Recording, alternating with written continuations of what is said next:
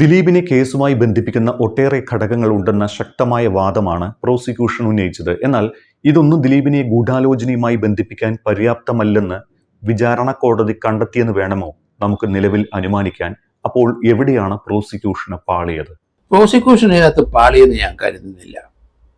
Prosecution കൃത്യമായ എവിഡൻസുകളെല്ലാം എടുക്കാവുന്ന എവിഡൻസുകളെല്ലാം എടുത്തിട്ടുണ്ട്.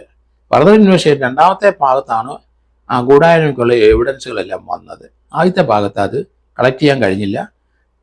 അതിനകത്തൊരു ഇത് ഒരു പീഡനം അല്ലെങ്കിൽ ഒരു കൊട്ടേഷൻ ആരോ കൊടുത്തു എന്നുള്ള രീതിയിൽ മാത്രമേ ഫസ്റ്റ് പാർട്ടിൽ വരുന്നുള്ളെന്നാണ് ഇപ്പോൾ പറഞ്ഞു കേൾക്കുന്നത്. സെക്കൻഡ് പാർട്ടിലാണ് ആ എവിഡൻസുകൾ മുഴുവൻ കൊണ്ടുവന്നിരിക്കുന്നത്. അത് ഒരു കുറ്റച്ചാർജ് കൊടുത്തു കഴിഞ്ഞാൽ ആ കുറ്റച്ചാർജിൽ അനുബന്ധമായിട്ട് ഫർദർ ഇൻവെസ്റ്റിഗേഷൻ നടത്തി ഒരു റിപ്പോർട്ടൂടെ കൊടുത്ത് ആദ്യത്തെ കുറ്റച്ചാർജിനോടെ ചേർക്കുന്ന ഒരു സ്വഭാവമാണ്. അതാണ് പ്രോസിക്യൂഷൻ സാറിന് ചെയ്യുന്നത്. പക്ഷേ ഇവിടെ ചില ചാനലിലൊക്കെ വാർത്ത വന്ന പോലെ ആദ്യത്തെ കുറ്റച്ചാർജ്, പിന്നീട് വന്ന കുറ്റച്ചാർജ്, അങ്ങനെ 2-3 കുറ്റച്ചാർജ് എന്ന് പറഞ്ഞാൽ അത് ഒരു പോലീസിൻ്റെ ഒരു കേസിൻ്റെ അന്വേഷണം കഴിഞ്ഞാൽ ഒരു കുറ്റച്ചാർജ് മാത്രമേ കൊടുക്കാൻ കഴിയുള്ളൂ.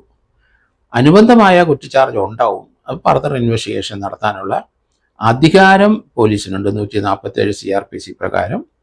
അത് ഏത് കേസായാലും എത്ര നാൾ ട്രയൽ നടത്തി തീരുന്നതിന് എവിഡൻസ് ക്ലോസ് ചെയ്യുന്നതിന് തൊട്ട് മുമ്പ് മതി. സാക്ഷികളെല്ലാം വിസ്തരിച്ച ശേഷം മതി. എവിഡൻസ് ക്ലോസ് ചെയ്യുന്നതിന് തൊട്ട് മുമ്പ് കൊടുത്താൽ മതി.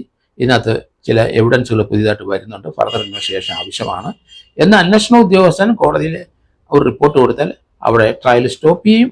ആ ഫർദർ ഇൻവെസ്റ്റിഗേഷൻ റിപ്പോർട്ടൂടെ ഇൻകോപ്പറേറ്റ് ചെയ്ത് ശേഷം ആ കേസിൻ്റെ വിചാരണ പുനരാരംഭിക്കുകയും ചെയ്യും.